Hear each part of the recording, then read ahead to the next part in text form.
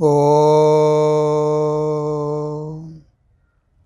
पूर्णमदः पूर्णमिदं पूर्णात् पूर्णमुदच्यते पूर्णस्य पूर्णमादाय पूर्णमेवावशिष्यते। ॐ शान्ति शान्ति शान्तिः। प्रिय बंधू भगिनींनो, नमस्कार. ईशोपनिषदामध्ये आपलं सगळ्यांचं स्वागत आहे. आज आपण काही महत्त्वाचे मंत्र बघणार आहोत. ह्या मंत्रांमध्ये त्या आत्म्याचं स्वरूप कसं आहे, त्या ब्रह्माचं स्वरूप कसं आहे, म्हणजे आपलं स्वरूप कसं आहे हे सांगितलेलं आहे. म्हणजे आत्मा किंवा ब्रह्म काय असं कुठेतरी वेगळं नाही, तर आपणच आहोत. ते आपलं स्वरूप आहे. तर आपल्या स्वरूपाविषयी सांगत आहे, म्हणजे आपल्याला आपल्या स्वरूपाचं चिंतन करणं सोयीचं होईल म्हणून ते सांगितलेलं आहे. आता ते कसं आहे तर इथे ऋषी म्हणतात, तदेजती तन्नैजती तद्दूरे तद्वंतिके तदंतरस्य सर्वस्य तदु सर्वशास्य बाह्यतः. तर इथे काय म्हटलं आहे, हा आपल्यामध्ये असलेला आत्मा किंवा ब्रह्म कसा आहे, तदेजती तन्नैजती, ते हलतं आणि ते हलतही नाही, ते स्थिर राहतं. तद्दूरे तदंतिके, ते फार लांब आहे पण अगदी जवळ पण आहे. तदंतरस्य सर्वस्य तदु सर्वशास्य बाह्यच, ते ब्रह्म तो आत्मा सगळ्याच्या आत पण आहे आणि सगळ्याच्या बाहेर पण आहे. म्हणजे सगळं काही विरोधाभास सांगितलेला आहे. लहानही आहे मोठाही आहे. म्हणजे इथे दूरही आहे आणि जवळही आहे, हलतोही आहे आणि हलतही नाही, तो आतमध्ये आहे आणि बाहेरही आहे. आता बघा, आत्मा तो एकच आहे पण त्याच्या हालचाली बघा कशा आहे. आपण जेव्हा शास्त्र वाचतो तेव्हा आपल्याला ब्रह्माचं स्वरूप काय सांगितलेलं आहे की हा आत्मा स्थिर आहे, कारण हा अनंत आहे, हा सगळीकडे आहे. मग जाणार कुठे आणि येणार कुठून, त्याला जाणं येणं नाहीच आहे, कारण सगळीकडेच तो व्याप्त आहे. तर मग इथे म्हटलं की तो हलतो आणि तो हलतही नाही. म्हणजे इथे आपल्याला दोन प्रकारे दृष्टी बघावी लागेल. एक आपली दृष्टी आहे परमार्थ दृष्टी, दुसरी दृष्टी आहे व्यावहारिक दृष्टी.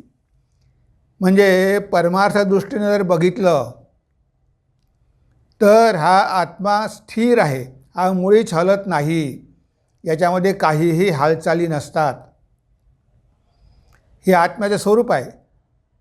तो कुटस्थ आहे. कुटस्थ म्हणजे मुळीच न हलणारा, एका ठिकाणी स्थिर राहणारा. मग त्याचं स्वरूप जर असं आहे, तदेजती आणि तन्नैजती, तो हलतो आणि हलतही नाही म्हणजे काय, म्हणजेच तो आत्मा जेव्हा ह्या जगामध्ये प्रवेश करतो, आता तो हलत नाही. हलतं काय, प्रकृती हलतं. आता बघा, आपलं शरीर हालत आहे, आपला श्वासोच्छ्वास होत आहे, आपलं मन विचार करत आहे. हे सगळे जे गुण आहे ते प्रकृतीचे आहे. पण हा आत्मा आता प्रकृतीशी जोडल्या गेलेला आहे. त्यानं आता शरीर धारण केलेलं आहे. तो आता जीवात्मा झालेला आहे. त्याला आता मर्यादा आलेल्या आहेत. म्हणजे शरीर हालतं, आपलं मन हालतं, बुद्धी हालते.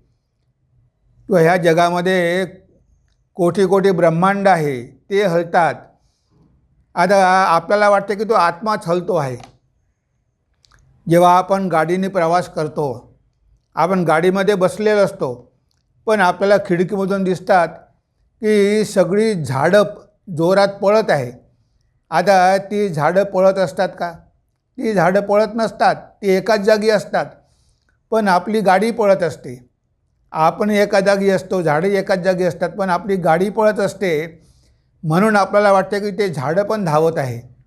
म्हणजे ते वाटते, तो भास आहे. ते झाडं काही धावत नाही किंवा पळत नाही, ते स्थिरच आहे. हेच आहे आत्म्याबद्दलचं. तो आत्मा कधीही कुठेही जात नाही. आपण विमानामध्ये बसलो, विमानाचा प्रवास केला, इथून दिल्लीला गेलो. आता आपण जर बघितलं तर आपण तर एकाच ठिकाणी बसलेलो आहे. आपण कुठे हललो? मग प्रवास विमानाने केला, विमान जात आहे. आता आपण विमानात बसलेलो आहे. आता आपण विमानात बसलो असल्यामुळे असं वाटते की आपणसुद्धा हलत आहे, आपणसुद्धा दिल्लीला गेलेलो आहे. म्हणजे आपण शरीर धारण केल्यामुळे, ह्या जगामध्ये प्रवेश केल्यामुळे आपल्याला वाटतं की आपण ह्या सगळ्या हालचाली करत आहे. पण ह्या सगळ्या हालचाली होत आहे प्रकृतीमध्ये. तो आत्मा जो आहे तो शांतपणे बसलेला आहे, तो स्थिर आहे. त्याच्या संपर्कामध्ये आल्यामुळे ह्या सगळ्या हालचाली होत आहे. आता तुम्ही जर समजा एक लोहचुंबक, मोठं लोहचुंबक ठेवलं, एका ठिकाणी ठेवलं आणि त्याच्या आजूबाजूला जर तुम्ही छोट्या छोट्या सुया टाकून दिल्या, तर बघा त्या सुया हलतात, कारण त्या लोहचुंबकाच्या जवळ असतात. त्या लोहचुंबक हलते का? ते एका ठिकाणी स्थिर आहे, पण त्या लोहचुंबकाच्या संपर्कामध्ये त्या सुया आल्यामुळे, लोखंडाच्या सुया आल्यामुळे त्या सुया नाचतात. आपल्याला वाटते का ह्या सुया कशा काय उडतात, कशा काय नाचतात? पण त्या सुया काहीच करत नाही. या लोहचुंबकाचं आकर्षण, हे चुंबकही काही करत नाही, एका ठिकाणी आहे, पण त्याच्या संपर्कात आल्यामुळे त्या सुया हलतात. तशा प्रकारे ही प्रकृती त्या पुरुषाच्या संपर्कात आल्यामुळे असं वाटते की पुरुषच हलत आहे, तो आहे स्थिरच. हे हलत आहे जग. ह्या ब्रह्मामध्ये कोटी कोटी ब्रह्मांड आहे. हे सगळे आत्म्याच्या आतच आहे, बाहेर कुठेही नाही. ते येतात, काही दिवस राहतात, नष्ट होतात. म्हणजे जे हलतं, ज्यामध्ये घडामोडी होतात, ते सत्य नाही. तो फक्त भास होतो. आपल्याला असं वाटतं, पण तो असतो भास. ते काही खरं नसते. ते ब्रह्मच खरं आहे. ते कधी हलत नाही, ते स्थिर आहे, कुठंस्थ आहे. पण जेव्हा आपण रिलेटिव्हमध्ये येतो, जेव्हा आपण या जगामध्ये येतो, तेव्हा इथे सगळीकडे गतीच आहे. ही गती आहे प्राणाची. पण या प्राणाच्या गतीमुळे आपल्याला वाटते की ही आत्म्याचीच गती आहे. आत्मा कधीही हलत नाही. तो आहे तसाच आहे, तो स्थिरच आहे, तो एका ठिकाणी राहणाराच आहे. पण तो आता जीवात्मा झालेला आहे. ह्या शरीराच्या नावेमध्ये किंवा शरीराच्या रथामध्ये तो बसलेला आहे. आता शरीराच्या रथामध्ये तो बसलेला आहे. रथ हलतो आहे म्हणून त्याला वाटतं की मी पण हलतो आहे. नौकेत बसलेला आहे, आता नौका प्रवास करते, त्याला वाटतं की मी पण प्रवास करत आहे. पण तो आत्मा काही प्रवास करत नाही, तो इथून कुठे जातही नाही. आपण म्हणतो की आत्म्याचा जन्म झाला, आत्म्याचा मृत्यू झाला. आता आत्म्याचा कधी जन्माने मृत्यू होत नाही. शरीरं येतात आणि शरीरं जातात. तो आत्मा आहे तसाच राहतो, त्याच्यामध्ये काही फरक पडत नाही. फक्त कंडिशनिंग आहे. आता आपण त्याच्यावर उपाधी लावलेली आहे. जेव्हा तो आत्मा कंडिशन्ड होतो, शरीराद्वारे, मनाद्वारे, बुद्धीद्वारे, तेव्हा आपल्याला वाटतं की आत्माच हे सगळं करत आहे. पण हे सगळं करत असते प्रकृती. आत्मा तर कायम असतो, तो काहीच करत नाही, तो अकर्ता आहे. पण ही प्रकृती सगळं करते. हे शरीर, मन, बुद्धी सगळं करते आणि आपल्याला वाटते की तो आत्माच करत आहे. तेव्हा इथे दोन बाजूनं बघितलं पाहिजे. एक आहे पारमार्थिक बाजू, दुसरी आहे व्यावहारिक बाजू, रिलेटिव्ह. जेव्हा तोच आत्मा ह्या जगामध्ये प्रवेश करतो, तेव्हा प्रकृतीच्या संपर्कामध्ये आल्यामुळे तो हलल्यासारखा वाटतो, पण तो मात्र हलत नाही, तो स्थिरच राहतो. ज्या काही घडामोडी होतात त्या सगळ्या प्रकृतीमध्ये होतात, पण आपल्याला भास होतो की आत्म्यामध्ये सगळ्या घडामोडी होत आहे. तेव्हा तदेजती तन्नयजती तद्दूरे तद्वंतिके. म्हणजे तो फार दूर आहे. कुणासाठी दूर आहे? जो मनुष्य अज्ञानी आहे, ज्याला त्या आत्म्याचं ज्ञान नाही, त्याच्या दृष्टीनं तो लांब आहे. त्याला कोटी कोटी जन्म लागेल त्या आत्म्याला जाणून घेण्यासाठी, कारण तो अज्ञानी आहे. त्याला हे माहीतच नाही की आत्मा आहे, मी आत्मा आहे हे त्याला माहीतच नाही. तो म्हणतो आत्मा कुठेतरी फार लांब तिथे स्वर्गामध्ये बसलेला आहे. तर त्याची ही धारणा असते. ठाकूर म्हणायचे, भगवान श्रीरामकृष्ण म्हणायचे की ओखाने ओखाने अज्ञान, एखाने एखाने ज्ञान. तो आत्मा, तो ईश्वर फार लांब आहे, फार लांब आहे, ते अज्ञान आहे. आणि तो इथेच आहे हे खरं ज्ञान आहे. आता अज्ञानी लोकांना वाटते की तो फार लांब आहे आणि आपल्याला काही तो दिसू शकत नाही आणि तो कुठेतरी 7 समुद्राच्या पलीकडे बसलेला आहे, तो सगळ्या ढगाच्या पलीकडे बसलेला आहे. आता अशी धारणा कुणाची असते? ज्या लोकांना या आत्म्याचं काहीच ज्ञान नसतं. तेव्हा अज्ञानी लोकांना वाटते की तो आत्मा फार दूर आहे, कारण इंद्रियाद्वारे बघू शकत नाही, तो इंद्रियाच्या मर्यादेमध्ये येत नाही. अज्ञानी मनुष्य इंद्रियाद्वारे जे काही दिसतं तेच त्याला खरं वाटतं. आता ज्या गोष्टी इंद्रियांच्या पलीकडे आहे, अतिशय सूक्ष्म आहे, त्या बघू शकल्या जात नाही. त्यासाठी मन पवित्र पाहिजे, साधना केली पाहिजे. आता अशा लोकांना तो फार दूर आहे. त्यांना किती जन्म लागेल माहिती नाही. पण ज्या लोकांना ज्ञान आहे, ज्या लोकांनी शास्त्र वाचलेली आहे, त्यांना माहिती असते की तो दूर जरी असला तरी तो आपल्या आतमध्येच आहे, आपल्या अगदी जवळ आहे. मोके कहा ढूंढो प्यारे, मैं तो तेरे पास हूँ. अरे मला कुठे शोधतो आहेस, मी अगदी तुझ्या जवळ आहे. तो अगदी आपल्या जवळ आहे, पण आपल्याला दिसते कुठे? जनाबाईला दिसला, मीराबाईला दिसला, आपल्याला कुठे दिसतो? भगवंत आपल्या नेहमी सोबत आहे, तो कुठे नाही आहे, तो सर्वत्र सगळीकडे आहे, पण आपल्याला तो दिसत नाही. त्यामुळे आपण काय म्हणतो की हे सगळं खोटं आहे, ईश्वरी नाही आणि ब्रह्मही नाही, आत्माही नाही. कारण आज आपल्या मनाची आणि इंद्रियाची जी गती आहे ती बाहेर आहे. आपण इंद्रियाद्वारे नेहमी बाहेरच बघण्याचा प्रयत्न करतो आणि बाहेर काय दिसते? इंद्रियाद्वारे हे जग दिसते आपल्याला, त्याच्या पलीकडे तर काही दिसत नाही. पण आपल्या आतमध्येच, आपल्या जवळच भगवंत आहे हे जाणून घेण्यासाठी इंद्रियाच्या पलीकडे जावं लागते. ती सत्ता आहे इंद्रियातीत. मन इंद्रियाद्वारे त्याला प्राप्त करता येत नाही. अवांग मनस गोचरम, वाक आणि मनाच्या पलीकडे आहे, ज्ञानेंद्रियाने कर्मेंद्रियाच्या पलीकडे आहे, तो अचिंत्य आहे. तेव्हा ज्या लोकांना हे ज्ञान नाही, ज्या लोकांनी मन सूक्ष्म केलेलं नाही आहे, ज्या लोकांनी मनाचा नाश केला नाही, ते लोक ह्या आत्म्याला नेहमी दूरच समजणार. पण जे साधना करतात, जे आतमध्ये बघतात, त्यांना दिसतं की अरे मीच आत्मा आहे आणि मी सगळीकडे आहे, हा त्यांना अनुभव येतो.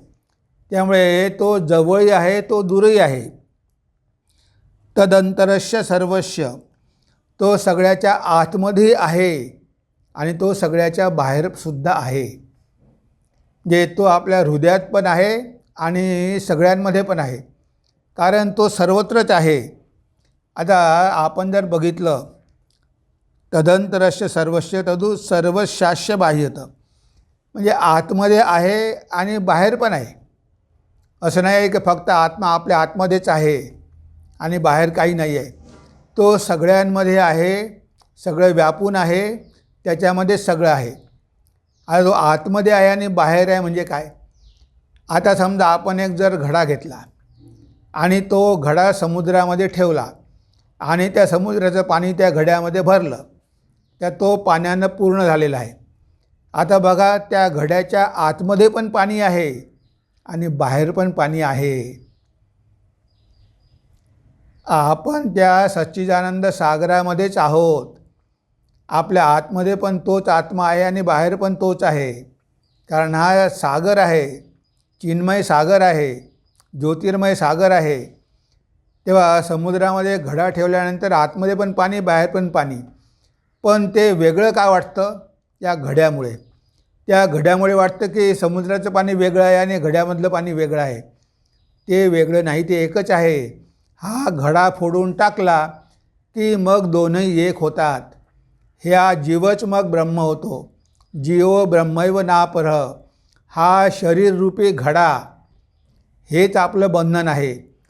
पण हा घडा फोडणं तेवढं सोपं नाही आहे.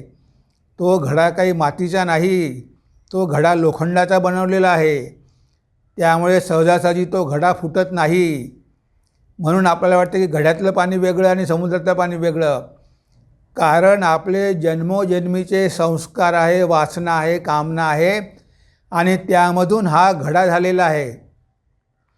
हा घडा फुटला तरी त्याच्या आतमध्ये सूक्ष्म शरीर आहे. ते सूक्ष्म शरीर लवकर जात नाही. मनामध्ये संस्कार आहे. हे स्थूल शरीर जरी गेलं तरी ते सूक्ष्म शरीर पुन्हा दुसरा घडा निर्माण करते. म्हणजे या घड्यापासून काही आपली मुक्ती नाही. एक घडा गेला की दुसरा घडा येतो, दुसरा गेला की तिसरा येतो. म्हणजे जोपर्यंत आपलं सूक्ष्म शरीर आहे, जोपर्यंत मन आहे, जोपर्यंत मनामध्ये वासना कामना आहे, तोपर्यंत आपण आणि ईश्वर वेगळा आहोत. आपण आणि ब्रह्म वेगळा आहोत. जीवात्मा आणि परमात्मा वेगळे आहेत. पण जेव्हा शरीररूपी घडा जर आपण फोडून टाकला, सगळे संस्कार, वासना, कामना नष्ट केल्या, मनातले विकार दूर केले, तर मग हा जीवच तो ब्रह्म होऊन जातो. मग फरक राहत नाही. हा फरक सगळा झालेला आहे कशामुळे? ह्या शरीरा आणि मनाच्या उपाधीमुळे हा फरक भासतो. वास्तविक फरक नाही आहे, एकच. तो आतमध्ये आहे, तोच बाहेर आहे. पण असा भास होतो की आतमधलं वेगळं आणि बाहेरचं वेगळं, पण तसं काहीही नाही. तो आत्माच आहे. हा जो भास होतो की वेगवेगळा आहे, हा आपला भ्रम आहे. आणि हा भ्रम आपला नष्ट करायचा आहे, त्यासाठी साधना करायची आहे. तर इथे तदंतरस्य सर्वस्य तदु सर्वस्यास्य बाह्यतः. तर हा झाला 5वा श्लोक आपण बघितला ईशोपनिषदाचा. आता आपण 6वा श्लोक बघण्याचा प्रयत्न करूया. यस्तु सर्वाणि भूतानि आत्मन्येवानुपश्यति सर्वभूतेषु च आत्मानं ततो न विजुगुप्सते. यस्तु सर्वाणि भूतानि आत्मन्येवानुपश्यति सर्वभूतेषु च आत्मानं ततो न विजुगुप्सते. यस्तु सर्वाणि भूतानि आत्मनि एव अनुपश्यति. आता असा ज्ञानी मनुष्य आहे ज्याला आत्मसाक्षात्कार झालेला आहे. तो काय बघतो? यस्तु सर्वाणि भूतानि आत्मन्येव अनुपश्यति. ह्या जगामध्ये जेवढे काही जीव जंतू आहे, जे काही आहे, चैतन्य आहे, जड आहे, जे काही आहे, हे सगळेच्या सगळं आत्म्यामध्ये आहे. यस्तु सर्वाणि भूतानि आत्मनि एव अनुपश्यति. म्हणजे हे सगळं जग आहे कुठे? आत्म्यामध्येच आहे. हे एक जग नाही, कोटी कोटी ब्रह्मांड त्या आत्म्यामध्ये आहे. असं जो बघतो की हे सगळे भूतं, म्हणजे जेवढे काही जीव जंतू आहे या जगामध्ये, जे काही आहे ते सगळं आत्म्यामध्येच आहे. म्हणजे आपल्यामध्येच आहे, आपल्यामध्येच होतं. आज आपण ते विसरलो आहे. आपण जर त्या आत्म्याशी एक झालो तर काय होईल? आपण काळाच्या पलीकडे जाऊ, आपण कालातीत हो. मग आत्तापर्यंत जे जे काही घडलं, रामायण असो, महाभारत असो, जे काही घडलं ते सगळं आपल्याला ज्ञात होईल. कारण ते सगळं आपल्यामध्येच घडलेलं आहे, ते सगळं आत्म्यामध्येच घडलेलं आहे. आणि आत्मा तर अनंत आहे आणि तो तर नित्य आहे, कायमचा राहणार आहे. त्याला काही भूत भविष्य वर्तमान नाही. तो होता, अनंत काळापासून होता, आहे आणि उद्या पण राहणार आहे. आता आणि आपण तो आत्मा आहोत. म्हणजे ज्या काही जगामध्ये घडामोडी होत आहे, जे काही ब्रह्मांड होत आहे, कोटी कोटी ब्रह्मांड होत आहे, ते सगळे आपल्यामध्येच आहे. आता आपल्या शरीरामध्ये किती गोष्टी आहे आपल्याला माहिती आहे का? आपल्या शरीरामध्ये किती जंतू आहे, जीव जंतू आहे, रक्त आहे, हाड आहे, मांस आहे, डायजेशन होत आहे, सगळं होत आहे. ह्या शरीरामधल्या सगळ्या क्रिया चाललेल्या आहे आणि आपल्याच आतमध्ये आहे. पण आपल्याला माहिती आहे का? आपल्याला माहिती नाही. आपलं त्याच्यावर नियंत्रण पण नाही. पण काही काही योगी असतात, ते योग साधना करतात आणि सगळ्या गोष्टी जाणून घेतात. आपल्या शरीरामध्ये काय आहे ते जाणून घेतात. चांगदेव महाराज, ते आपलं हृदय बंद करू शकत होते. 1400 वर्ष जगले. त्यांचा सगळ्या गोष्टींवर कंट्रोल होता. आता कुत्रे बघा कान हलवतात असे. आपण कान हलवू शकतो का?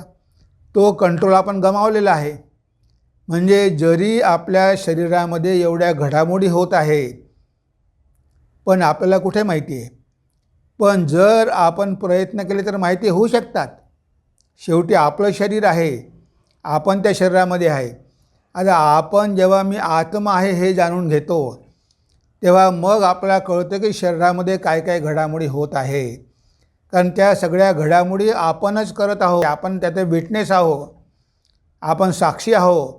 त्या सगळ्या घडामोडी आपल्यासमोर होत असतात.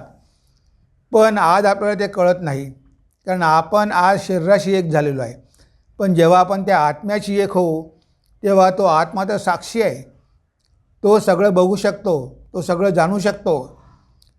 तर अशा प्रकारे आपण बघतो की हे सगळं संपूर्ण विश्व, या विश्वामधले सगळे जीवजंतू हे सगळे त्या आत्म्यामध्येच आहे असं जो बघतो. आणि दुसरं म्हणजे हे जेवढे काही जीवजंतू आहे, सर्वभूतेषु च आत्मानं ततो न विजुगुप्सते यस्तु सर्वाणि भूतानि आत्मन्येवानुपश्यति. सगळ्या भूतांना आत्म्यामध्ये बघतो आणि सर्व भूतेषु च आत्मानं, आणि सगळ्या भूतांमध्ये आत्म्याला बघतो. म्हणजे हे सगळे जीव आत्म्यामध्ये आहे आणि सगळ्या जीवांमध्ये सुद्धा आत्माच आहे असा जो बघतो बघा, तो फक्त काही बाहेरच नाही, तो आतमध्ये पण आहे. ह्या सगळ्या जीवांचा तो आत्मा आहे असा जो बघतो की हे वेगवेगळे नामरूप जरी दिसतात, पण या नामरूपाचं खरं अस्तित्व तो आत्माच आहे. तो आत्मा सगळ्यामध्ये आहे आणि आत्म्यामध्ये सगळे आहे. आत्म्यामध्ये सगळे आहे म्हणजे आत्मा सगळ्या, म्हणजे समुद्रामध्ये घडा आहे आणि घड्यामध्ये पाणी आहे. तर ह्या समुद्रामध्ये जीव आहे सगळे, आणि त्या जीवांमध्ये तो आत्मा आहे. तो बाहेरही आहे आणि आतही आहे. तो सगळ्यांच्या हृदयात आहे असं जो बघतो, ततो न विजुगुप्सते. अशी व्यक्ती कुणाचाही मत्सर करत नाही, द्वेष करत नाही. कारण ती द्वेष करणार कशी? ती स्वतःला सगळ्यामध्ये बघते. म्हणजे त्या व्यक्तीची दृष्टी कशी होते? समदृष्टी होते. तो स्वतःला सगळ्यामध्ये बघतो, स्वतःपासून वेगळं कुणाला बघू शकत नाही. मग आता तो जर एकच आहे तर मग तिथे द्वेष करायला दुसरं कोणी नाहीच आहे ना. तो द्वेष करणार कुणाचा? ततो न विजुगुप्सते. याच प्रकारचा एक श्लोक भगवद्गीतेमध्ये सुद्धा आहे. तिथे म्हटलं आहे, सर्वभूतस्थम आत्मानं सर्वभूतानि चात्मनि. सर्वभूतस्थम आत्मानं, तो आत्मा सगळ्या भूतांमध्ये आहे आणि सर्वभूतानि चात्मनि, आणि हे सगळे भूत आत्म्यामध्ये आहे. ईक्षते योगयुक्तात्मा. असं कोण बघतं? योगयुक्तात्मा. ज्या मनुष्यानं योग साधलेला आहे त्याला हे असा अनुभव होतो, हा अनुभव त्याला होतो. ईक्षते योगयुक्ता सर्वत्र समदर्शन. आणि हा अनुभव आल्यामुळे तो सगळीकडे एकच आत्मा बघतो. भगवान श्री रामकृष्णांची एक सुंदर गोष्ट आहे. एकदा एक वृद्ध साधू भिक्षा मागायला गेला. त्यानं बघितलं की काही लोकांचं भांडण सुरू होतं. तो ते भांडण मिटवायसाठी गेला, लोकांना दूर करण्यासाठी गेला. अरे बाबा भांडू नका, हे काही चांगलं नाही. तेव्हा त्यामधले काही लोक खूप नाराज झाले आणि शेवटी त्यांनी या साधूचीच पिटाई केली, ज्याला बेदम मारलं आणि बिचारा तिथे पडलेला आहे, बेहोश होऊन पडलेला आहे. आता आश्रमात शिष्यांना कळलं की अरे आपल्या गुरूंना मारलेलं आहे, आपण गेलं पाहिजे, बघितलं पाहिजे. तिथे गेले, गुरुला आश्रमात घेऊन आले, औषध दिलं, पाणी दिलं, सगळं केलं, दूध दिलं आणि हळूहळू त्यांना होश यायला लागला. शिष्यांना वाटलं की आता आपल्या गुरुला होश येत आहे. आता पूर्ण होश आला आहे का नाही कसं बघायचं. आपण त्यांना सांगू की गुरुदेव मला ओळखलं का, मी कोण आहे. त्यांना जर होश आला असेल ते सांगेल की अरे तू अमुक अमुक आहे, तू हा ब्रह्मचारी आहे, तू तो ब्रह्मचारी आहे. गुरुने डोळे उघडले. त्या ब्रह्मचार्याने विचारलं की महाराज मी कोण आहे. तेव्हा तो साधू काय म्हणाला बघा. लक्षात ठेवा, ती साधूची अनुभूती होती. तो साधू म्हणतो की ज्याने मला मारलं तोच मला आता दूध पाजत आहे. आता या ब्रह्मचार्याला काही कळलं नाही. त्याला वाटलं की अजूनही काही आपल्या गुरुदेवाने आपल्याला ओळखलं नाही. पण गुरुदेवाने ओळखलं. म्हणजे की ज्याने मला मारलं तोच मला दूध पाजत आहे. ज्याने मारलं तो पण आत्माच होता आणि जो दूध पाजत आहे तो पण आत्माच आहे. तो पण भगवंतच होता आणि हा पण भगवंतच आहे. म्हणजे त्याला त्या ब्रह्मचर्यामध्ये आणि त्या गुंडामध्ये फरक दिसला नाही. दोघाहीमध्ये एकच आत्मा दिसला, समदर्शन. अशा प्रकारची समदृष्टी त्याची झालेली होती. हिमालयामध्ये जेव्हा स्वामीजी भ्रमण करत होते तेव्हा एक साधू, उन्मत्त अवस्था होती, त्यानं ते ज्ञान प्राप्त करून घेतलेलं होतं. तर तो जात आहे आणि त्या गावातली काही मुलं दगड घेऊन त्याला मारत आहे. आता अंगातून रक्त पडत आहे, पण हा साधू हसतो आहे. अरे भगवंता, प्रभु आपको मेरे साथ ऐसा खेला करना है, प्रभु मेरे साथ खेल रहे हैं, खेलो खेलो खेलो करके. आता त्या मुलांमध्ये पण तो आत्माच बघतो, त्या मुलांमध्ये पण भगवंतच बघतो. भगवंतच आपल्याला दगडांनी मारत आहे, त्याच्या अंगातून रक्त येत आहे, पण तो म्हणतो की प्रभु मेरे साथ खेला कर रहे हैं आणि हसतो. बघा तिथे समदृष्टी आहे की मी शरीरामध्ये मी वेगळा आहे आणि त्यांच्यामध्ये वेगळा आहे हा भावच नाही. स्वामीजी मध्ये पडले, त्या मुलांना वेगळं केलं, त्या साधूंना दवाखान्यात घेऊन गेले, त्याची सेवा केली. तो जेव्हा तंदुरुस्त झाला तेव्हा त्याला बाहेर सोडलं. म्हणजे अशा प्रकारची अवस्था होते. जेव्हा भगवान श्री रामकृष्ण दक्षिणेश्वरला होते, एक दिवस त्यांनी हृदयाला बोलावलं. अरे हृदय बघ म्हणे. एक भिकारी आला होता. त्या भिकाऱ्याला मंदिरामध्ये भोजन दिलं नाही. त्याचा अवतार बघून, त्याच्या जटा, त्याचं हे सगळं बघून आणि घाणेरडे कपडे, वास यायचा, त्याला तिथे भिक्षा मिळाली नाही. मग तिथे तो काय गेला, ज्या ठिकाणी पत्रावळी फेकलेल्या होत्या, ज्या ठिकाणी उष्टान नव्हतं, तिथे काही कुत्रे ते उष्ट खात होते. तर हा साधू तिथे गेला, हा भिकारी गेला, एका कुत्र्याच्या खांद्यावर हात ठेवला. अरे तू अकेला खाएगा, हमको नहीं खाने को देगा. आणि त्या कुत्र्याच्या खांद्यावर हात ठेवला आणि स्वतः पण खाऊ लागला. आता त्या कुत्र्यामध्ये आणि स्वतःमध्ये त्याला काही फरक दिसला नाही. त्या कुत्र्याने त्याला काहीही केलं नाही. तो कुत्रा भुंकलासुद्धा नाही, शांतपणे बसून राहिला आणि या भिकाऱ्याला खाऊ दिलं. मग ठाकूर म्हणाले, अरे हृदय, तू भिकारी नाही, तो परमहंस आहे, त्याला भेद नाही. त्या कुत्र्यामध्ये पण त्याला भेद नाही, त्या कुत्र्यामध्ये पण तो आत्मा बघतो. मग हृदयराम त्याच्या मागे लागला, महाराज मला शिष्य करून घ्या, शिष्य करून घ्या. तो साधू निघून गेला, पण त्याच्या मागे मागे हृदय पण गेला. तर त्या साधूने दगड घेऊन भीती दाखवली. मग तो साधू म्हणाला, ये गंगा का पानी और ये नाली का पानी, वो दोनों जब तुमको समान लगेगा तभी समझना की तुमको ब्रह्मज्ञान हो गया. म्हणजे घाणीतलं पाणी आणि गंगेचं पाणी दोन्ही एकच आहे, दोन्ही पवित्रच आहे. अशी जेव्हा तुझी बुद्धी होईल तेव्हा तुला ब्रह्मज्ञान लाभलं आहे असं म्हणता येईल. म्हणजे बघा, अशी ह्या लोकांची दृष्टी असते. सगळीकडे त्यांना ब्रह्मच दिसते, त्यामुळे ते कोणाचा द्वेषच करू शकत नाही. द्वेष करणार कुणाचा? त्यांच्याशिवाय दुसरं कोणी नाहीच आहे. तो आत्मा सगळ्यामध्ये विराजमान आहे हे त्यांना स्पष्ट अनुभवाला येतं. अनुपश्यती, कल्पना करत नाही तर त्यांना ते दिसतं, साक्षात अनुभूती येते. आणि ती अनुभूती आल्यामुळे मग मनुष्याचा वैरी कोणीही राहत नाही. कारण त्याला कळतं की वैरत्व करायचं कुणाशी? सगळा तर भगवंतानेच भरलेला आहे जग. सगळ्यामध्ये तो परमेश्वरच आहे. विठ्ठलाच्या संगे तुका बिघडला, आणि जो जो बिघडला तो विठ्ठलची झाला. जो विठ्ठलाची साधना करतो तो विठ्ठलच होऊन जातो, भगवानच होऊन जातो. आता त्याला कुठे फरक आहे? सगळं आपलंच आहे. तर ही अनुभूती आहे.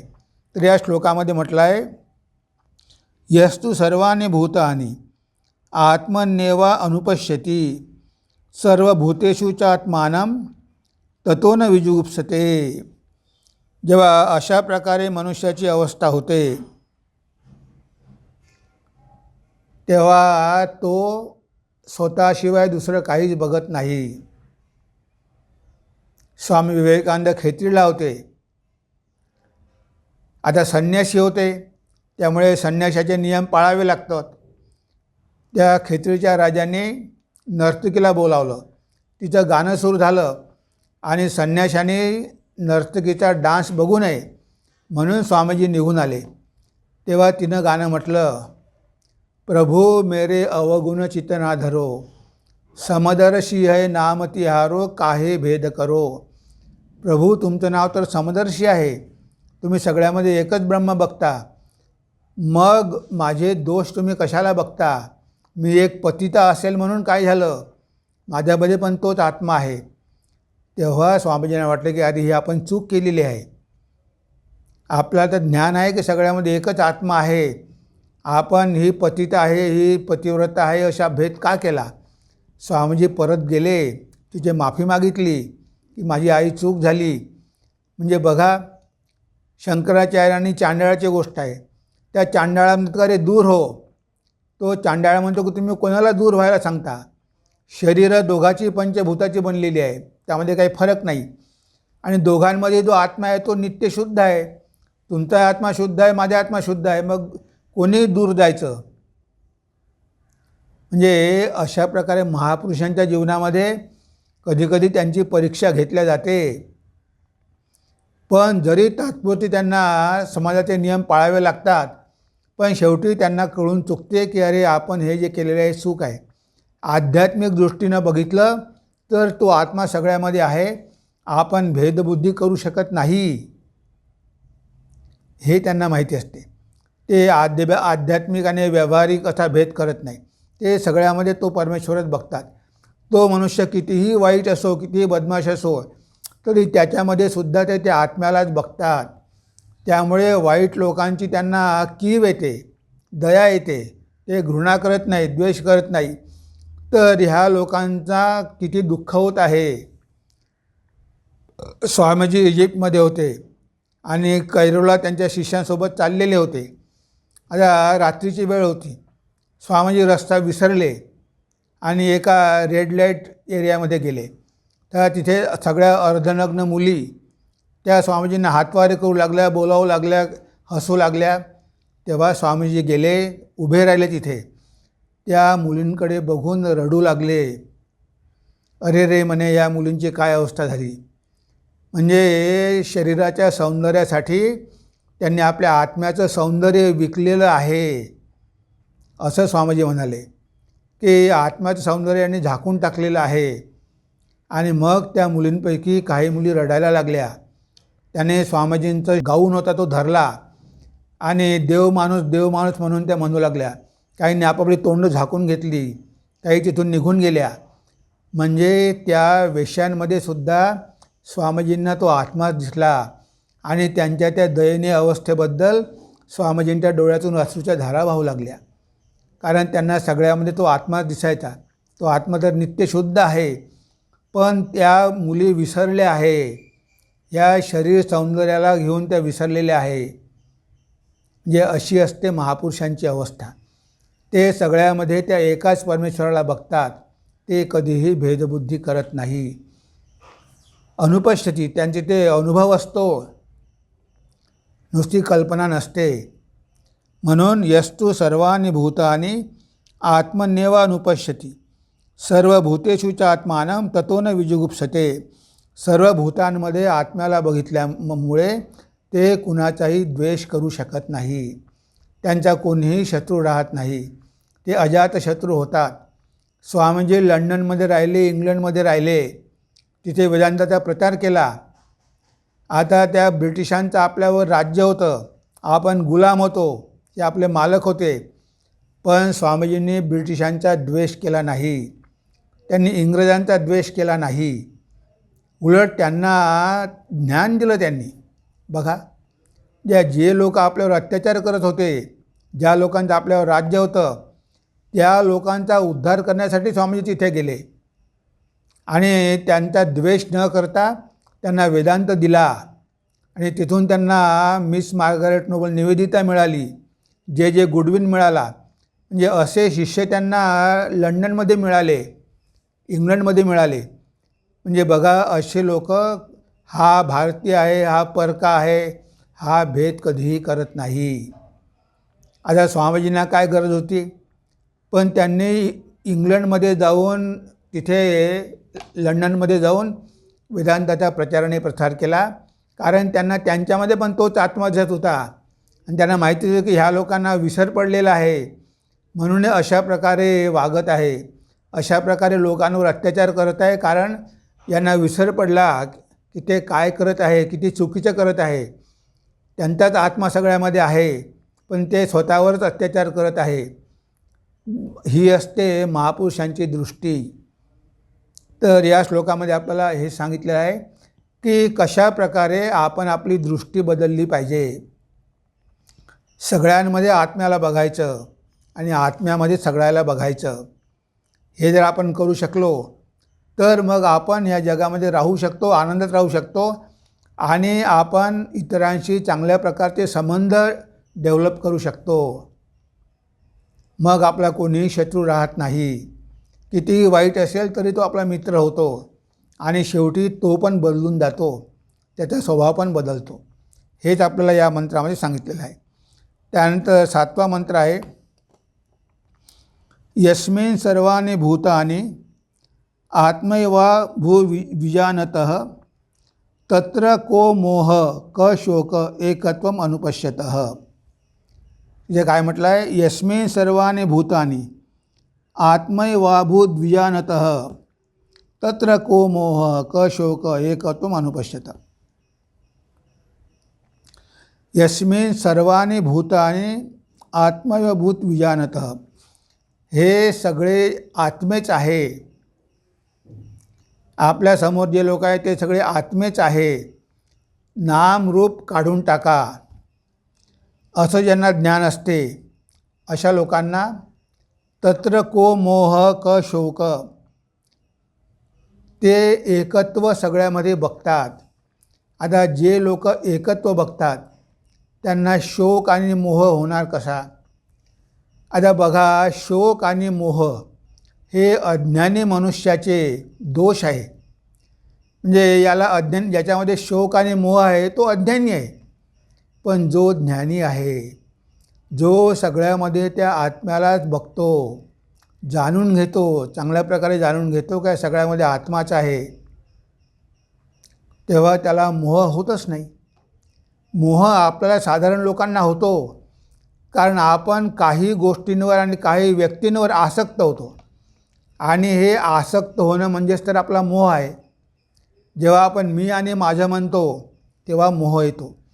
आणि खरं म्हणजे जेव्हा आपण स्वतःला शरीर समजतो, शरीरावर जेव्हा आपली आसक्ती असते, बघा हा सगळ्यात मोठा मोह आहे की मी शरीर आहे. ही देहबुद्धी सगळ्या प्रकारच्या विनाशाला कारण आहे. आता मी शरीर आहे, मी लिमिटेड आहे, मर्यादित आहे. मग ह्या शरीराच्या संबंधात जे लोक आहे, ह्या शरीरावर जे लोक प्रेम करतात त्याच लोकांवर आपण प्रेम करतो. म्हणजे त्या लोकांवर आपण आसक्त होतो. बघा, म्हणजे आपल्या दुःखाचं कारण काय आहे? आपल्या दुःखाचं कारण हे देहबोधच आहे की मी शरीर आहे. हा भ्रम, हा सगळ्यात मोठा भ्रम आहे. हे अज्ञान आहे की मी शरीर आहे. मग मी शरीर आहे असं म्हटलं की मग मी या जातीचं आहे, हे लोक माझ्या जातीचे आहे, ही माझी पत्नी आहे, हा माझा मुलगा आहे, हे नातेवाईक आहे. म्हणजे हा सगळा मोह कशामुळे निर्माण झाला? फक्त देहबोध असल्यामुळे. जेव्हा देह सुटतो तेव्हा काही राहत नाही. जेव्हा शरीर धारण केलं तेव्हाही काही नव्हतं. म्हणजे जन्मापूर्वीसुद्धा मोह नव्हता, मेल्यानंतर पण मोह राहत नाही. पण जेव्हा आपण या जगामध्ये येतो, शरीर धारण करतो आणि काही दिवसामध्येच आपला देहबुद्धी आपली पक्की होते. म्हणून मदालसा, पुराणामध्ये गोष्ट सांगितली आहे मदालसाची, ती आपल्या मुलांना लहानपणापासून शिकवायची. त्वमसि निरंजन, त्वमसि निरंजन. अरे तू नित्यशुद्ध बुद्धमुक्त आत्मा आहे, हे कधी विसरू नको. तू शरीर नाही. तू शरीर धारण केलं असलं तरी तू शरीर नाही, तो आत्माच आहे. म्हणजे अशा प्रकारे त्यावेळेस लोक शिकवायचे. आणि आज आपण जास्त त्यांना देहबोधच वाढवतो त्यांचा. म्हणजे एवढे लाड करतो की थोडं काय झालं तरी आपण एवढी काळजी घेतो. म्हणजे तू अमुकच आहे, तू माझाच मुलगा आहे, तू माझाच मुलगा आहे, हे पुन्हा पुन्हा सांगतो. इथे कोणीही कोणाचं नाही, सगळे आत्मेच आहे. तुमच्या घरी जन्म घेतला ते पण आत्मेच आहे. तर हे आपण विसरतो. म्हणजे सगळ्यामध्ये आत्म्याला जे बघतात, सगळीकडे एकत्व जे बघतात, एकत्व मानुपश्यती, त्यांना मोह आणि शोक होत नाही. भगवान श्री रामकृष्ण जेव्हा त्यांचा पुतण्या अक्षय, तरुण मुलगा, अचानक वारला, तेव्हा सुरुवातीला थोडं त्यांना दुःख झालं. पण जेव्हा त्यांना ते ज्ञान लगेच आठवलं, ते हसायला लागले. अरे म्हणे, काय झालं? काहीच झालं नाही. म्यान खाली पडलेला आहे, तलवार निघून गेली. शरीर पडलेलं आहे पण आत्मा तर निघून गेला. आणि तो आत्माच अमर आहे, तोच खरा आहे, हे शरीर काही खरं नाही, असं म्हणून ते हसायला लागले. आता त्यांना शोकही झाला नाही आणि त्यांना मोहही झाला नाही. स्वतःचा पुतण्या वारला ते हसत होते. म्हणजे त्यांना ते ज्ञान होतं की हा अक्षय काही शरीर नव्हता, हा आत्माच होता. हे त्यांना ज्ञान होतं म्हणून त्यांना शोक मोह झाला नाही. आता जेव्हा आपल्याला मोह होतो मग काय होतं? जर मुलगा वारला, कारण मोह आहे, माझा मुलगा आहे. आता मुलगा वारला, आई वाढली, वडील वाढले, माझी आई, माझे वडील, माझा मुलगा, माझी बायको. आता इथे ह्या मोहामध्ये आपण पडल्यामुळे हे लोक जर गेले तर आपला शोक होतो. आयुष्यभर आपण रडत बसतो. हे कशामुळे? हा शोक कशामुळे? हा शोक अज्ञानामुळे. कारण तो शरीर नव्हताच, तो आत्माच होता. तो आत्मा निघून गेला, शरीर पडलेलं आहे, ही जाणीव नसल्यामुळे शोक होतो. आता बघा, गीतेमध्ये अर्जुन म्हणतो की मी युद्ध करणार नाही. का? कारण मला हे एवढ्या लोकांना मारावं लागेल. हे सगळे माझे भाऊ आहे, काका आहे, गुरु आहे, आजोबा आहे, पितामह आहे, हे सगळे माझे आहे. यांना मी कसं मारू? आता बघा, मोह झाला. याला मोह झाला आणि मग शोक झाला की हे सगळे मेले तर मला किती दुःख होईल. मी माझ्याच लोकांना माझ्या हाताने कसं काय मारू? जे ह्या होता मोह, हे होतं अज्ञान. आता अर्जुनासारखा शिष्य म्हणतो की मी युद्ध करणार नाही कारण ह्या लोकांना मला मारावं लागेल. तेव्हा भगवान कृष्ण त्याला गीता सांगतात. तर उपदेश म्हणतात, अरे हे तू काय बोलतो? एखाद्या अज्ञानासारखा बोलतो. काय म्हटलं इथे? अशोचानन्वशोचस्त्वं प्रज्ञावादांश भाषसे गतासूंश नानुशोचन्ति पंडिताः. अरे बाबा, तू एखाद्या पंडितासारखा बोलतो, पण उपयोग काय? गप्पा तर खूप मोठ्या मोठ्या मारतो, शास्त्र तर खूप सांगतो आपण हिंसा करू नये, अमुक करणे, तमुक करणे. अशोचानन्वशोचस्त्वं, तर अशा लोकांसाठी शोक करू नये. कारण ते शोक करण्यायोग्य नाहीच आहे. कारण ते सगळे आत्मेच आहे आणि ते महान आत्मे आहे. प्रज्ञावादांश भाषेचे तो बोलतो मात्र एखाद्या ज्ञानपुरुषासारखा. गतासूंच नानुशोचन्ति पंडिताः. जे जिवंत आहेत आणि जे गेलेले आहेत त्यांच्याबद्दल पंडित म्हणजे ब्रह्मज्ञानी कधीही शोक करत नाही. कारण त्याला सगळं कळलेलं असतं की तो एकच आत्मा सगळ्यामध्ये आहे. तो आत्मा राहणार आहे. ह्यांची शरीरं जातील पण आत्मे तर अमर आहे, ते कुठे जाणार आहे. म्हणून भगवंत म्हणतो की तू एवढा ज्ञानासारखा बोलतो पण वागतो मात्र अज्ञानासारखा. अरे तू मारती नाही आणि ते मरणारी नाही. त्यांचे शरीरं तर ते मरणारच आहे एक दिवस. ते काही कायमचे आले नाही आहे, ते काही अमर नाही आहे. सगळ्यांचे शरीर जाणार आहे. पण तू म्हणतो की हे माझे आहे. हा तुझा मोह आहे. आता तुमच्यावर एवढे अन्याय झाले, अत्याचार झाले, जर तुमचे असते तर तुमचा एवढा छळ त्यांनी केला असता का. आता एवढा अन्याय झालेला आहे आणि तरी तुझा मोह काही जात नाही. जंगलात पाठवलेलं आहे, अज्ञातवासात राहावं लागलं आहे, 1 इंच जागा देणार नाही म्हणतो. एवढं सगळं केलं आहे त्या दुर्योधनाने आणि तरी म्हणतो की हे सगळे माझे आहे. आता त्यांना तर ते तुम्ही तर त्यांचे वाटत नाही. आता ते युद्धासाठी तयार आहे आणि तू मात्र आता घाबरलेला आहे म्हणून तो असा म्हणतो. हा मोह वगैरे काही नाही, भीतीमुळे तो असा म्हणतो. मग आला कशाला युद्धभूमीवर? युद्ध करायसाठी आला ना. आता घाबरला कशाला? म्हणजे अर्जुनाचा मोह आणि शोक दूर करण्यासाठी भगवंताला भगवद्गीता सांगावी लागली. त्याला ते ज्ञान द्यावं लागलं. दुसऱ्या अध्यायामध्ये सांख्ययोग आहे म्हणजे ज्ञानयोग आहे. आत्म्याचं ज्ञान त्याला द्यावं लागलं की बघ सगळ्यामध्ये एकच आत्मा आहे, इथे भेद कुठेही नाही. जेव्हा अर्जुनाला ते ज्ञान झालं, त्याची भेदबुद्धी निघून गेली, त्याला दिसलं की कुणीही मरणार नाही आणि कुणीही मारणार नाही, तेव्हा तो युद्धासाठी तयार झाला. म्हणजे ज्ञान झाल्यानंतर मनुष्य मोह आणि शोकापासून पूर्ण मुक्त होतो. आता बघा नारद मुनींनी एवढे ग्रंथ वाचले होते, एवढे शास्त्र वाचले होते, सगळं काही वाचलेलं होतं, काहीही शिल्लक नव्हतं. पण ते सगळं पुस्तकी ज्ञान होतं. एकदा ते सनत कुमारांकडे गेले. छांदोग्य उपनिषदामधली ही गोष्ट आहे. ते एकदा सनत कुमाराकडे गेले आणि म्हणाले की भगवन मला ज्ञान द्या, मला आत्मज्ञान पाहिजे. तेव्हा सनत कुमारांनी विचारलं की तुम्ही आतापर्यंत काय काय वाचलेलं आहे, काय अध्ययन केलं आहे मला सांगा. खूप मोठी लिस्ट सांगितली. मी षडदर्शन वाचलेले आहे, मी वेद वाचलेले आहे, मी पुराणं वाचलेले आहे, मी तंत्र वाचलेले आहे, मी हे काव्य वाचलेले आहे, मी व्याकरण वाचलेलं आहे, सगळं काही सांगितलं. अरे म्हणे एवढं ज्ञान तुम्हाला आहे, मग अजून काय ज्ञान पाहिजे, तुम्हाला सगळंच माहिती आहे. नाही भगवान ते खरं आहे, पण मी ऐकलेलं आहे. वेदांमध्ये सांगितलेलं आहे. काय सांगितलं आहे? तरती शोकम आत्मविद, की ज्याला आत्म्याचं ज्ञान झालेलं असतं तो शोकापासून मुक्त होतो. तरती शोकम, त्याला शोक राहत नाही. पण मला तर शोक होतो. स्वयं भगवो शोचामी, पण भगवान मी तर शोक करतो. मग ते मला ज्ञान कुठे झालं?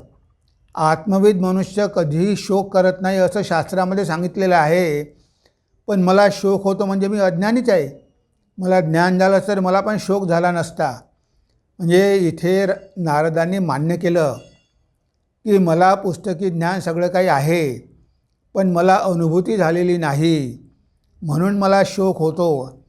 पण शास्त्र म्हणतात की तरती शोकम ब्रह्मविद, जो ब्रह्मविद आहे, ब्रह्माला जाणणार आहे, तो ह्या शोकाच्या पलीकडे जातो. म्हणून मला तुम्ही ते ब्रह्मज्ञान द्या, जे मी पण सगळ्या शोक आणि मोहाच्या पलीकडे जाईल. आणि मग सनत कुमार त्यांना ते ब्रह्मज्ञान देतात. ही गोष्ट छांदोग्य उपनिषदामध्ये आहे. मग सगळं ब्रह्मज्ञान देऊन तेव्हा कुठे ते तृप्त होतात. ही नारदाची गोष्ट आहे. म्हणजे ज्याला खरं खरं ज्ञान झालेलं आहे, ज्याला कळलेलं आहे की जगामध्ये एकच आहे, एकत्वम, एक सोडून दुसरं काहीही नाही आहे, त्याला कधीही मोह आणि शोक होत नाही. त्याला हे सगळे स्वतः सारखेच वाटतात. त्याला वाटतं की मी सगळ्यामध्ये आहे, त्यामुळे तो स्वतःला कधी वेगळाच करू शकत नाही. सगळ्यामध्ये स्वतःलाच बघतो मग शोक आणि मोह करणार कुणाचा आणि करणार कशाचा? तर ही अवस्था असते ब्रह्मज्ञ पुरुषाची. तेच या श्लोकामध्ये सांगितलेलं आहे. यस्मिन् सर्वाणि भूतानि आत्मैवाभूत द्विजानतः तत्र को मोह क शोक एकत्वम अनुपश्यता. जेव्हा मनुष्य एकत्व बघतो तेव्हा मग कुठे मोह आहे आणि कुठे शोक आहे काहीही राहत नाही. आणि आपला 8वा श्लोक आहे. इथे त्या आत्म्याचं स्वरूप सांगितलेलं आहे, म्हणजे आपलं स्वरूप. सपर्यगात शुक्रम अकायम अव्रणम अश्नावीरः शुद्धम अपापविद्धम कविर्मनीषी परिभू स्वयंभू याथा तथ्यतोर्थान व्यदधाती शाश्वतीभ्य समाभ्य. तर इथे तो आत्मा कसा आहे? सपर्यगात. पर्यगात म्हणजे सगळीकडे आहे, हे जग सगळं त्यानं व्यापलेलं आहे. आपण ज्याला म्हणतो सर्वव्यापी, सर्वगत. सर्वव्यापी आणि सर्वगत आहे तो. तो सगळीकडे व्यापलेला आहे आणि सगळं जग त्यानं भरून टाकलेलं आहे, कारण तो अनंत आहे. तो आपल्यामध्ये आहे, बाहेर आहे, वर आहे, खाली आहे, कुठे सगळीकडे तोच आहे.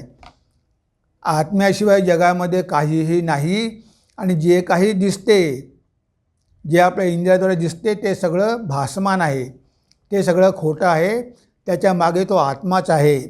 सपर्यगात शुक्रम म्हणजे कसा आहे? तो ब्राईट आहे, ज्योतिर्मय आहे, ज्योतिस्वरूप आहे.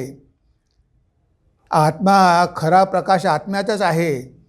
तिथे सूर्य चंद्र तारे यांचा प्रकाश नाही, तर आत्म्याचा प्रकाश आहे. शुक्रम म्हणजे प्रकाशमय आहे तो. न तत्र सूर्यो भाती न चंद्र तारकम नेमा विद्युतो भाती कुतो अयमग्नी तमेव भान्तम अनुभाती सर्वम तस्य भाषा सर्वमिदं विभाती. कठोपनिषद म्हणते की त्या आत्म्याच्या प्रकाशामुळे सगळं जग प्रकाशित झालेलं आहे. ते चंद्र सूर्य तारे हा सगळा प्रकाश काय आहे? हा उष्णा प्रकाश आहे. तो त्यांचा खरा प्रकाश नाही, आत्म्याच्या प्रकाशामुळे ते प्रकाशित होतात. तर हा शुक्रम आहे, जे ज्योतिर्मय आहे. अकायम म्हणजे याला शरीर नाही. काया म्हणजे शरीर. ह्या नामरूपाच्या पलीकडे आहे. म्हणजे आपण म्हणतो की हे नामरूप आहे, हा व्यक्ती वेगळा आहे, हा व्यक्ती वेगळा आहे. भगवंत अवतार घेतात, ते आपल्या मायेच्या सहाय्याने नामरूप धारण करतात, पण ते काही त्यांचं खरं स्वरूप नसते. मायेला आश्रय घेऊन ते शरीर धारण करतात, कारण त्यांना लोकांना उपदेश द्यायचा असतो. ते असतात निर्गुण निराकारच. निरंजनम नित्यम अनंत रूपम भक्तानुकंपा धृत विग्रहम होई. श्री रामकृष्णांनी विग्रह धारण केला आहे भक्तावर कृपा करण्यासाठी, पण ते कसे आहे? अनंत आहे, त्यांच्यामध्ये कुठे काही कलंक नाही आहे. तर असे निर्गुण निराकार ब्रह्म आकार धारण करतो, पण तो आकार मायावी असतो, तो काही खरा नसतो. सपर्यगात शुक्रम अकायम म्हणजे शरीर रहित, शरीर नाही आहे. अव्रणम अश्नावीरः व्रणम म्हणजे फोड, जखम. आता जेव्हा आपण फोड म्हणतो, जेव्हा जखम म्हणतो, तेव्हा स्थूल शरीर आपल्या डोळ्यासमोर येते. म्हणजे हा आत्मा स्थूल शरीर विरहित आहे, याला स्थूल शरीर नाही. स्थूल शरीरावर इजा होतात, त्रास होतो, जखमा होतात, पण ह्या त्यापासून मुक्त आहे. म्हणजे अकायम अव्रणम अश्नावीरः. अश्नावीर म्हणजे स्नायू, मसल. तर स्नायू मज्जातंतू हाडं हे सगळं यापासून मुक्त आहे. म्हणजे हे सगळं काही तो नाही, म्हणजे तो जड शरीर नाही हे सांगायचं आहे. सूक्ष्म शरीरही नाही आणि कारण शरीरही नाही. तीनही शरीराच्या पलीकडे तो आहे. तो चतुर्थ आहे, तुरीय आहे. ह्या तीनही शरीराच्या पलीकडे आहे, म्हणून अकायम. आणि शुद्धम अपापविद्धम, तो नित्य शुद्ध आहे आणि त्याच्यामध्ये मुळीच पाप नाही. अपापविद्धम. आता हे पाप आणि पुण्य, शुद्ध आणि अशुद्ध हे कशामध्ये असते? हे मनामध्ये असते.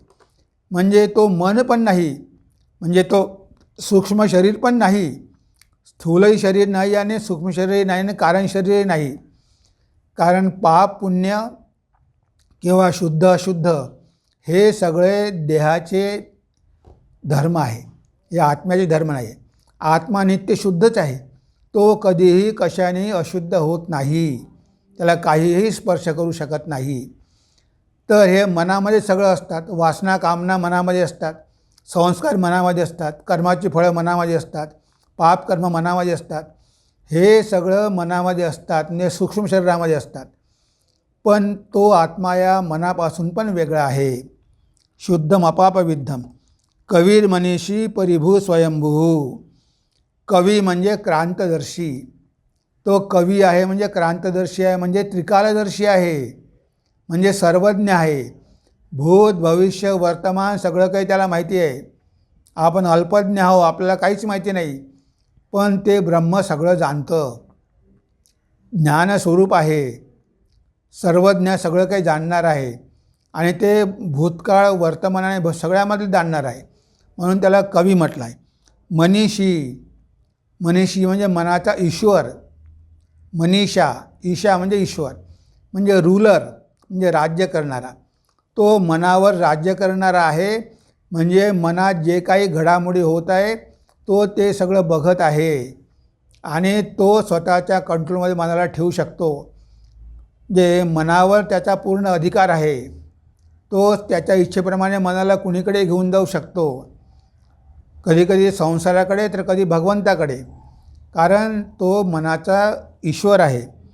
परिभू स्वयंभू, तो परिभू म्हणजे ट्रान्सेंडेंटल, ह्या सगळ्याच्या पलीकडे आहे, हे जे काही आपल्याला दिसते या सगळ्याच्या पलीकडे आहे. आणि स्वयंभू, त्याला काहीही कारण नाही, कारण ह्या जगामध्ये प्रत्येक गोष्ट कार्यकारण असते. जे आता जर आपण हा टेबल बघितला तर याचं कारण काय आहे? ऊड आहे, लाकूड आहे, लाकडापासून टेबल बनला. पण हा जो परमेश्वर आहे किंवा ब्रह्म आहे याला कारण नाही. ह्या जगामध्ये सगळ्या गोष्टी कार्यकारणामध्ये चालतात, प्रत्येक गोष्टीला काही ना काही कारण असतं. हे झाड झालं म्हणजे बी कारण आहे, बियामधून झाड आलं, पण ब्रह्माला काहीही कारण नाही, म्हणजे तो स्वयंभू आहे. काही काही मंदिरामध्ये स्वयंभू असतात, हा स्वयंभू शिव म्हटलं आहे. आता ती लिंग आहे किंवा तिथे पिंड आहे, ती पिंड स्वयंभू आहे, म्हणजे ती खाली किती खोल आहे आपल्याला कळत नाही, तिला काढता येत नाही, हलवता येत नाही, फक्त वर आपल्याला पिंडीसारखं दिसते, पण ती स्वयंभू असते, आपोआप निसर्गामुळे ती वर आलेली असते. ती कोणी बसवली नाही, कोणी प्राणप्रतिष्ठा केली नाही, तर स्वतः ती वर आलेली आहे. जे भगवंत स्वयंभू असतात त्यांना काहीही कारण नसते. जीवाला सगळं कारण असते, आपल्या प्रारब्धामुळे आपण जन्म घेतो, पण ब्रह्म किंवा ईश्वर किंवा आत्मा हे स्वयंभू आहे, म्हणजे त्याला काहीही कारण लागत नाही, त्याच्या पलीकडे काहीच नाही. असं नाही की आत्मा कशापासून निर्माण झाला, तसं नाही आहे. सगळं काही आत्म्यापासून निर्माण झालं, पण आत्मा कशाहीपासून निर्माण झाला नाही, कारण तो स्वयंभू आहे, तो कायमचा राहणार आहे, तो होता आहे आणि राहणार आहे, म्हणून तो स्वयंभू आहे. याथा तथ्यतो अर्थान विदधाती शाश्वतीभ्य समाभ्य. तर हा काय करतो? प्रत्येकाच्या योग्यतेप्रमाणे त्याला कार्य देतो आणि त्याला शक्ती पण देतो. जसं आता मंत्रिमंडळ आहे, त्या मंत्रिमंडळामध्ये प्राईम मिनिस्टर आहे. आता तो जेव्हा आपली मिनिस्ट्री करतो, मिनिस्टर निवडतो, तेव्हा प्रत्येकाची कॅपॅसिटी बघतो आणि त्यानुसार त्याला ते डिपार्टमेंट देतो आणि त्यानंतर त्याला अधिकार पण देतो. तशा प्रकारे हे ब्रह्म, एवढी मोठी सृष्टी आहे, यामध्ये किती देवदेवता आहे. आता ह्या सगळ्यांचं सिलेक्शन करणं कोणाचं काम आहे? भगवंताचं आहे. त्या ब्रह्मा विष्णू महेश यांच्याकडे जास्त पॉवर आहे. मग त्याच्यानंतर इंद्रदेव आहे, मग स्वर्गामधले देव आहे, अग्निदेव, वायुदेव, कितीतरी देवता आहे. आता त्यांना त्या शक्ती देणं, पॉवर देणं, अधिकार देणं, त्यांची नियुक्ती करणं, हे कार्य त्या ब्रह्माला करावं लागतं. त्याला ॲडमिनिस्ट्रेशन पण करावं लागतं. पण याथा तथ्य, जो ज्या पदासाठी योग्य असेल तेच पद त्याला मिळेल, त्याच्या कर्मानुसारच मिळेल, कारण ते पण जीवच असतात, पण उन्नत असतात. तर हे कर्मफल देणं किंवा अधिकार देणं किंवा पॉवर देणं किंवा कार्य करून घेणं, हे सगळं तो ते ब्रह्मच करत असतं. आपोआप काही हे जग चालत नाही.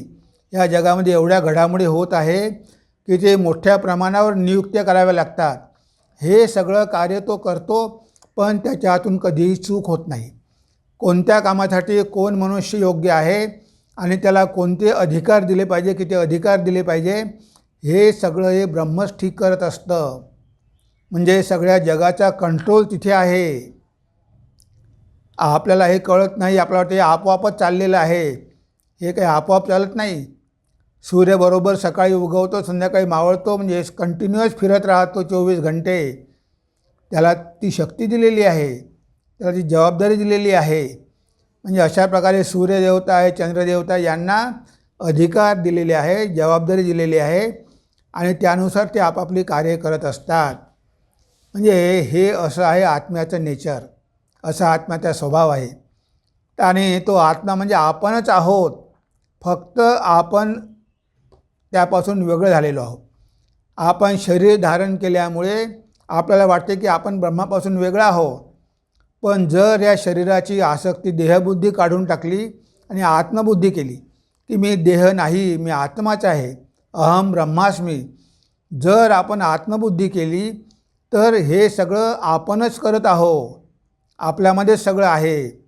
हे सगळं तेव्हा आपल्याला कळेल, तेव्हा आपल्याला आश्चर्य वाटेल की अरे आपल्यामध्ये केवढं सामर्थ्य आहे, आपण सगळं जग चालवत आहोत आणि आपण किती क्षुद्र एक जीव होऊन राहिलेलो होतो. म्हणून तर स्वामी विवेकानंद म्हणतात all power is within you, you can do anything and everything, believe in that and do not believe that you are weak. सगळी शक्ती तुमच्यामध्ये आहे, कारण तुम्ही आत्मा आहात. आत्म्यामध्ये सगळी शक्ती आहे. हे कोटी कोटी ब्रह्मांड चालवण्याची शक्ती तुमच्यामध्ये आहे. आणि एवढं सामर्थ्य असून तुम्ही स्वतःला क्षुद्र जीव समजता. ती देहबुद्धी सोडा, त्या आत्म्याला जाणून घ्या, आत्मसाक्षात्कार करा. मग तुम्हाला कळेल की तुम्ही किती महान आहात.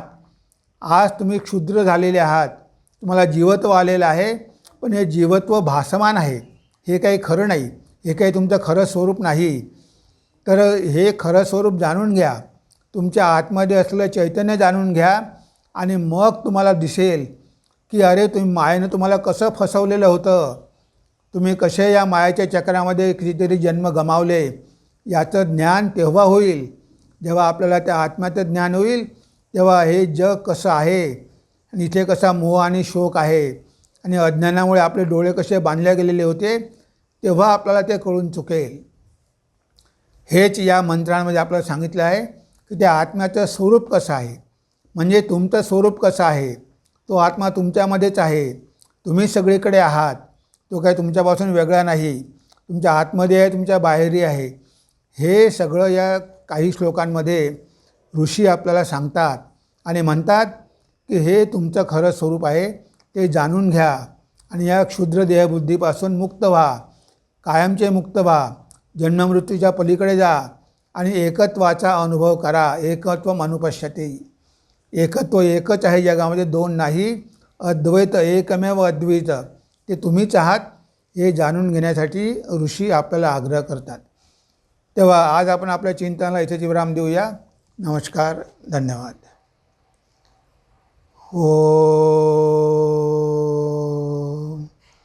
सर्वे भवन्तु सुखिनः, सर्वे सन्तु निरामया, सर्वे भद्राणि पश्यन्तु, मा कश्चित् दुःखभाग् भवेत्, मा कश्चित् दुःखभाग् भवेत्. ओम शांति शांति शांतिः. हरिः ओम तत्सत्. श्रीरामकृष्णार्पणमस्तु.